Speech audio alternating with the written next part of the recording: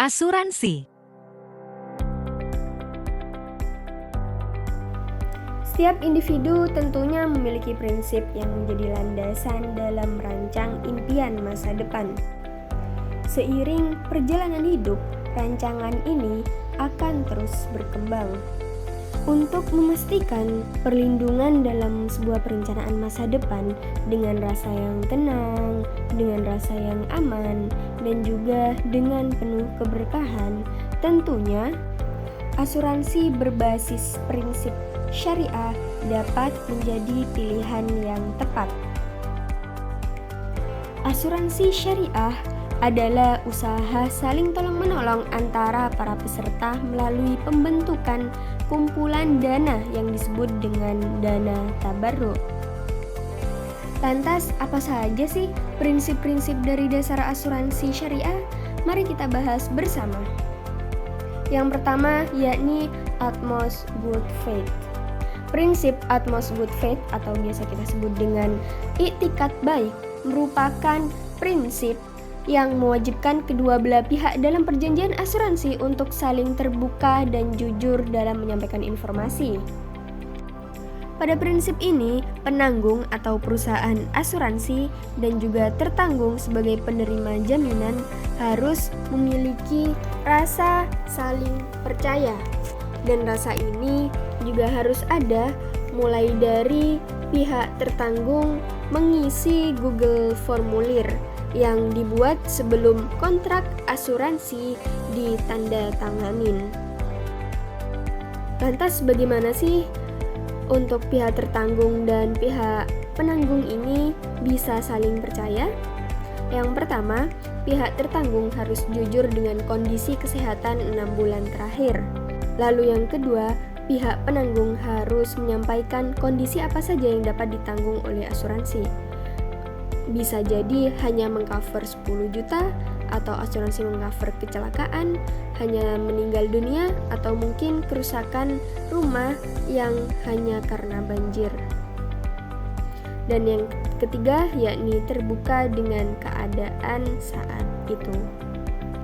Dan prinsip yang selanjutnya adalah insurable interest, yang mana prinsip insurable interest sendiri biasa disebut dengan prinsip kepentingan untuk diasuransikan.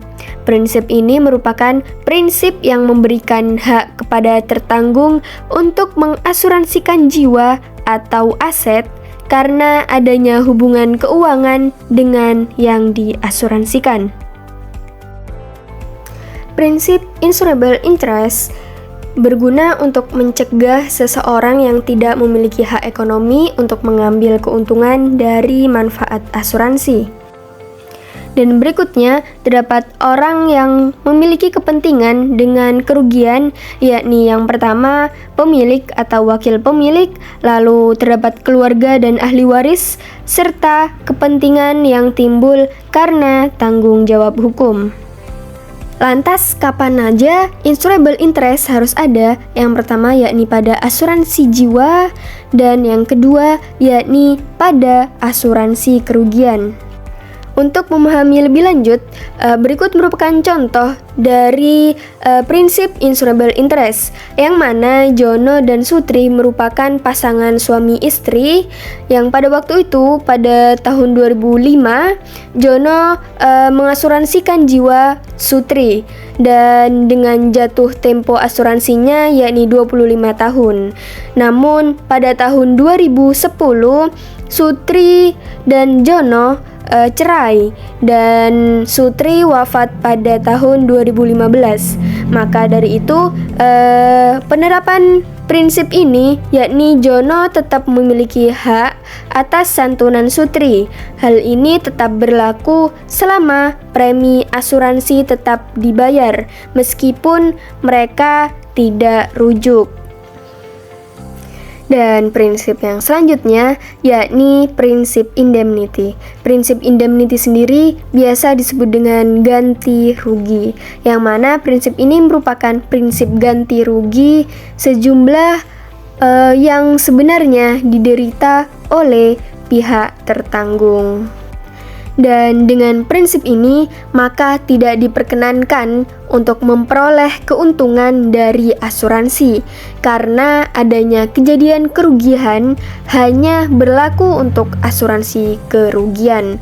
Dan juga apabila objek yang diasuransikan terkena musibah sehingga menimbulkan kerugian, maka perusahaan asuransi akan memberi ganti rugi untuk mengembalikan posisi keuangan Anda setelah terjadi kerugian menjadi sama dengan sesaat sebelum terjadinya kerugian.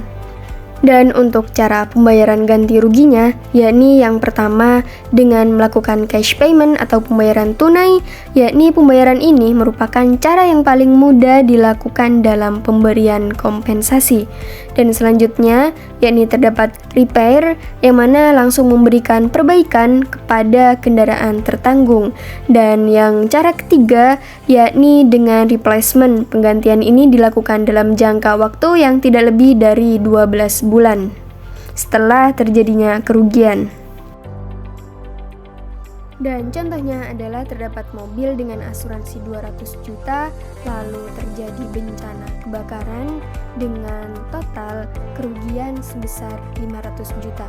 Maka dari itu, untuk ganti ruginya tetap 200 juta sesuai dengan kesepakatan asuransi awal. Okay, and the next principle is subrogasi. Prinsip subrogasi merupakan hak hukum yang dimiliki oleh perusahaan asuransi untuk menuntut pihak ketiga yang menyebabkan kerugian kepada pihak tertanggung.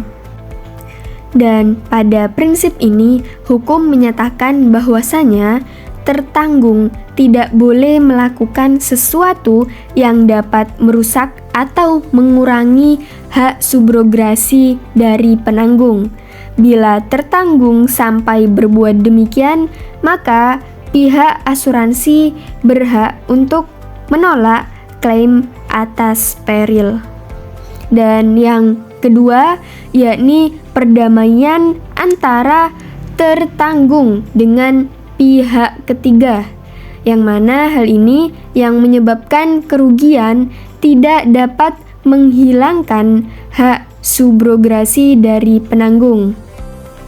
Contohnya adalah mobil diasuransikan pada perusahaan asuransi A dan ternyata mobil itu mengalami bencana, yakni papan reklame jatuh ke atas mobil yang menimbulkan kerusakan, dan pihak asuransi akhirnya memberikan dana asuransi kepada pemilik mobil, dan juga pihak asuransi memiliki hak untuk meminta ganti rugi kepada perusahaan reklame tersebut. Dan prinsip yang selanjutnya yakni bisa kita sebut dengan co-insurance. Prinsip co-insurance atau koasuransi dalam asuransi merupakan pengaturan keuangan kooperatif yang membagi biaya medis yang akan dibayarkan oleh tertanggung dan asuransi.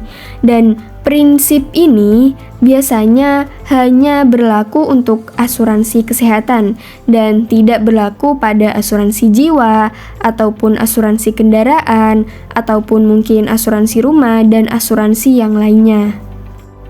Dan pada prinsip co-insurance ini dinyatakan dalam bentuk persentase.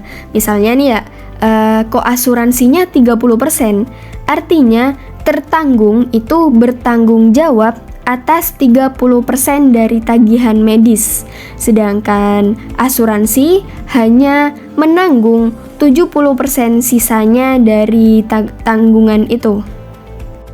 Dan contoh perhitungannya, semisal koasuransinya 40%, lalu biaya tanggungan medisnya sebesar 1 juta, maka tertanggung hanya membayar 400.000, sedangkan penanggung atau bisa disebut dengan perusahaan asuransi tersebut membayar sebesar 600.000.